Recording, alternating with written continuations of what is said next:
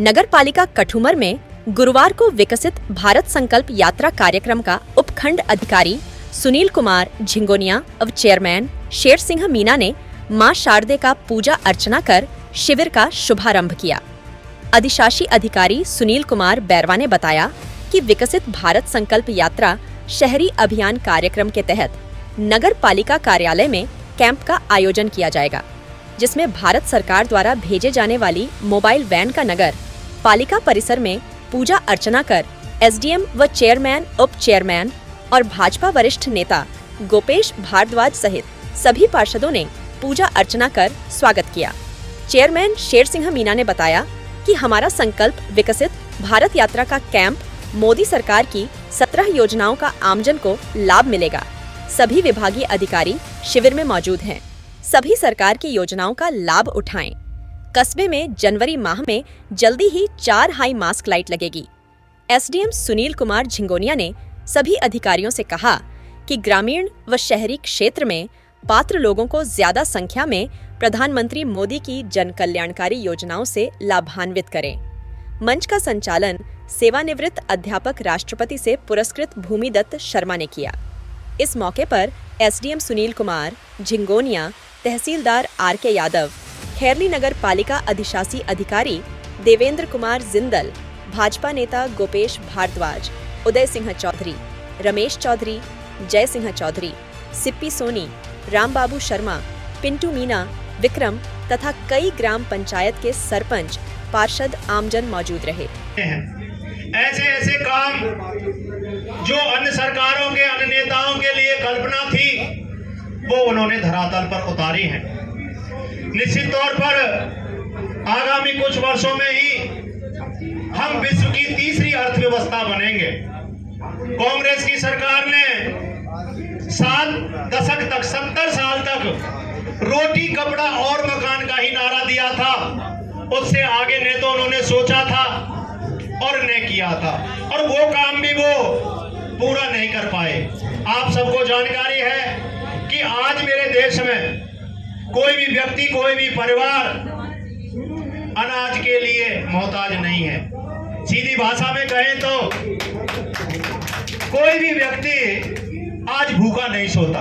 अपन कठुमर की बात करें, क्या आपको लगता है कोई व्यक्ति ऐसा है जिसके पास खाने के लिए अनाज नहीं है? मोदी जी ने 81 करोड़ लोगों को अन्न योजना से जोड़ा है। फ्री का अन्न 81 करोड़ लोगों को मिलता है। इतनी बड़ी तादाद, इतनी बड़ी संख्या को कवर मोदी जी ने इस योजना से किया है। मैं देखता हूं मेरे घर के सामने ही एक ओमी तेली की दुकान है। आज से 10 साल पहले, 15 साल पहले पड़ोस में ही दूसरी दुकान थी भगवान की। वहां जो हमारे गरीब तबके के लोग थे, 5-5 किलो, 10-10 किलो गेहूं मैंने ले जाते देखे थे। लेकिन आज स्थिति बिल्कुल उलट है। वही लोग तो कई बार 5-5 किलो, 10-10 किलो अनाज बेच कर जाते हैं। हमारा वो ओमी बाट देखता है कि कब राशन बटेगा तो तब वापसी अनाज आएगा। इसका मतलब है एक हमारे खाने से ज्यादा भी अनाज हमको मिल रहा है। ऐसा विजन हमारे देश के प्रधानमंत्री जी ने दिया है। बातें बहुत लंबी हैं, क्षेत्र बहुत बड़े हैं, पद विशाल हैं। आज हमारे देश का नाम पूरे विश्व में बड़े आदर और सम्मान के साथ लिया जाता है। ये सब मोदी जी की देन है। मैं कई बार कहता हूं कि कुर्सी में ताकत होती है, ये सुना है, लेकिन मैं इससे इत्तेफाक रखता हूं। मैं नहीं मानता कुर्सी में ताकत होती है। ताकत तो उस कुर्सी पर जो व्यक्ति बैठा है उसमें होती है। कई प्रधानमंत्री ऐसे हमारे पीवी नरसिम्हा राव रहे थे जो कोर्ट में नीची गर्दन करके खड़े रहे थे। कई प्रधानमंत्री ऐसे जिनको अच्छे से कोई नाम भी नहीं जानता, तो कुर्सी तो वही प्रधानमंत्री की थी।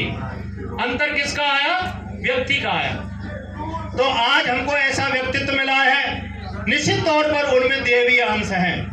मैं आपसे निवेदन करूं कि हम तो छोटे मोटे चुनाव लड़ते हैं, सरपंच के, वार्ड पंच के, लेकिन लगातार 3 बार जीतना, लगातार 6 बार जीतना, ये बहुत बड़ी बात है। वो किसी राज खानदान से नहीं है। 3 बार मुख्यमंत्री रहे और लगभग 3 ही बार प्रधानमंत्री रह जाएंगे।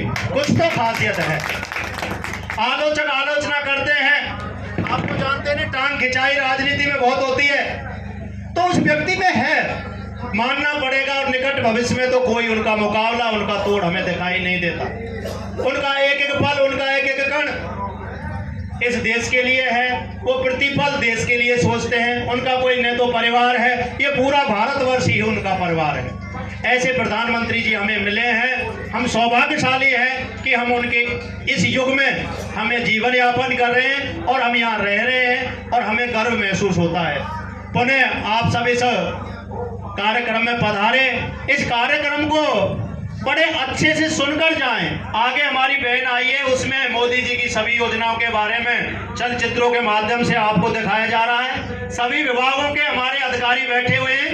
आज तो हमारी ये थोड़ी जल्दी की मीटिंग है, माननीय विधायक जी नहीं आए, उनका बहुत मन था और इसीलिए हमने कल ये थोड़ा गोपी जी और हम सबने मिलकर इसको टलाने की भी सोचा कि विधायक जी आए। निश्चित तौर पर हमारे कस्बे का, पूरी विधानसभा का विकास होगा। बड़े सौभाग्य की बात है। इस योजना का, इस यात्रा का जो मुख्य उद्देश्य है वो आम लोग ये समझ लें कि इसका मुख्य उद्देश्य इतना ही है कि आप जो सरकार की योजनाएं चल रही है उनसे आप वाकिफ हो जाएं, जान जाएं योजना क्या है, उसके लाभ क्या हैं, उसके लाभ कौन ले सकता है, उसके लाभ कहाँ मिलेंगे और लाभ लेने के लिए हमें कहाँ जाना है। हमारे प्रोग्राम केवल अतिथि सम्मान तक सीमित न रहे, ऐसा मैं उम्मीद करूंगा मेरे सभी अधिकारियों से और सभी आम जनता से। आप जो लोग यहाँ पधारे हैं, लगभग सभी 17 योजनाओं की जानकारी लेकर यहाँ से जाएं। यदि आप उनके लिए एलिजिबल नहीं है तो जो आपके आसपास एलिजिबल हैं, जो योग्य पात्र हैं, उनको बताएं, ताकि इस यात्रा का सदुपयोग हो सके और लोगों का जो लाभ है वो अंतिम व्यक्ति तक पहुंच सके। क्योंकि आज ग्रामीण क्षेत्र में भी हमारे कैंप हैं, ये यात्रा है, और शहरी क्षेत्र में भी है, इसलिए सभी लोग अधिकारी शायद यहाँ नहीं पहुँच पाए होंगे। फिर भी लगभग 10 से 12 विभाग जो इन यात्राओं से संबंधित है, इन योजनाओं से संबंधित है, वो सब यहाँ बैठे हैं। सुबह ही उनको हमें निर्देश दे दिए थे कि अपनी 2-2 टीम बना लें और दोनों जगह उपस्थित रहें। तो जो आप लोग यहाँ पहुँचे हैं उनसे मेरा निवेदन है कि हमारे पानी, बिजली, PWD सभी विभाग यहीं उपस्थित हैं। मेडिकल कैंप भी है यहाँ।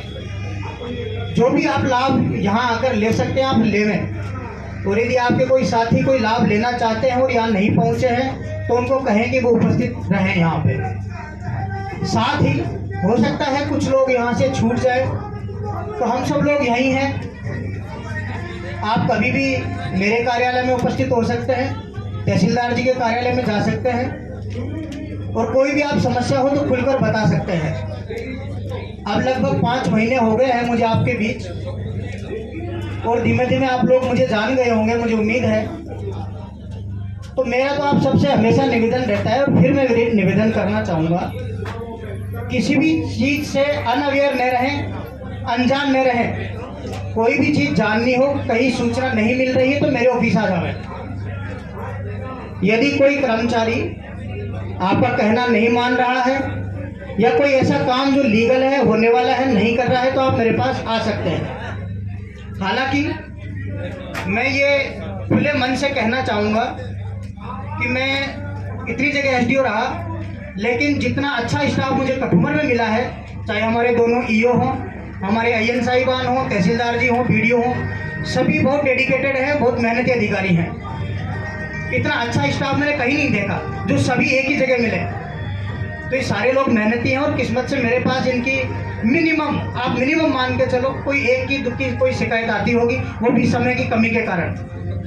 फिर भी मैं आप लोगों को कहना चाहूँगा कि यदि कोई भी इश्यू हो, कोई भी बात हो, आपका काम नहीं हो रहा हो, तो आप निश्चित रूप से SDO